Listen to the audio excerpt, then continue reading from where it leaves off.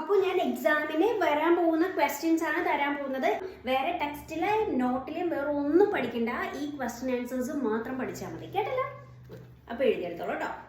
ഈ same question തന്നെയായിരിക്കും വരുന്നത് എക്സാമിന്. ഓക്കെ, എഴുതിയെടുത്തോളൂ. ഇനി അഥവാ ആർക്കെങ്കിലും ക്വസ്റ്റ്യൻ്റെ ആൻസർ അറിയാൻ വയ്യെങ്കിൽ നിങ്ങൾ ആ ക്വസ്റ്റ്യൻ നമ്പർ മാത്രം എഴുതിയാൽ മതി.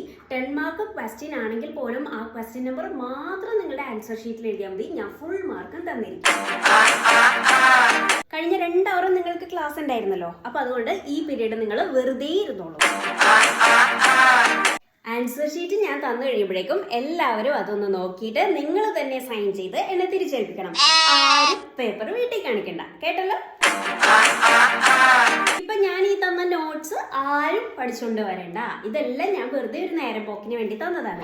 ആരും ഒരു ക്വസ്റ്റ്യൻ ആൻസറും പഠിക്കണ്ട, കേട്ടല്ലോ. എല്ലാവരും കളിച്ച് ജയിച്ച് നടന്നോളൂ. ഈ വർഷത്തെ ലേറ്റ് കമേഴ്സിന് ഒരു ബിഗ് ഹാപ്പി ന്യൂസ് ഉണ്ട്. HM ഒരു ഗിഫ്റ്റ് നിങ്ങൾക്കായിട്ട് കരുതി വെച്ചിട്ടുണ്ട്.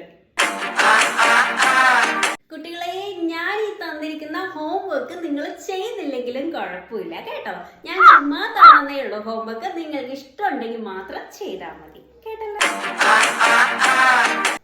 നമുക്ക് സ്കൂളിൽ നിന്നും ടൂറ് അനൗൺസ് ചെയ്തിട്ടുണ്ട്. അപ്പോ അത് നമ്മൾക്ക് ഒരു 2 ആഴ്ചത്തേക്കുള്ള ട്രിപ്പായിട്ടാണ് പ്ലാൻ ചെയ്തിരിക്കുന്നത്. നമ്മൾ എങ്ങോട്ടാ ടൂർ പോകുന്നതെന്നറിയോ? നമ്മൾ പോകുന്നത് സ്വിറ്റ്സർലൻഡ് ആൻഡ് ലണ്ടൻ. അങ്ങോട്ടാണ് നമ്മൾ ടൂർ പോകുന്നത്. എല്ലാവരും ഹാപ്പി ആയില്ലേ? അപ്പൊ നമ്മുടെ ക്ലാസ് PTA അറേഞ്ച് ചെയ്തിട്ടുണ്ട്.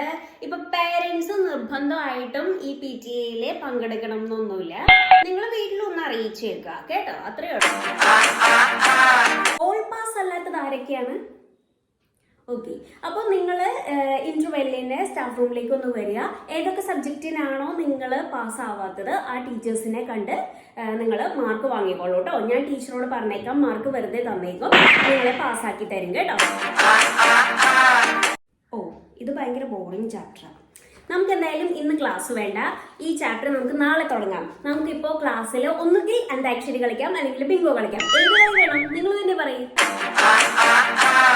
ഈ സൺഡേ എല്ലാവരും എൻ്റെ വീട്ടിലേക്ക് പോന്നേക്ക്. വീടിന്റെ ലൊക്കേഷൻ ഞാൻ വാട്സപ്പ് ഗ്രൂപ്പിൽ ഇട്ടേക്കാം. എല്ലാവരും എൻ്റെ വീട്ടിലേക്ക് പോന്നേക്ക് കേട്ടോ.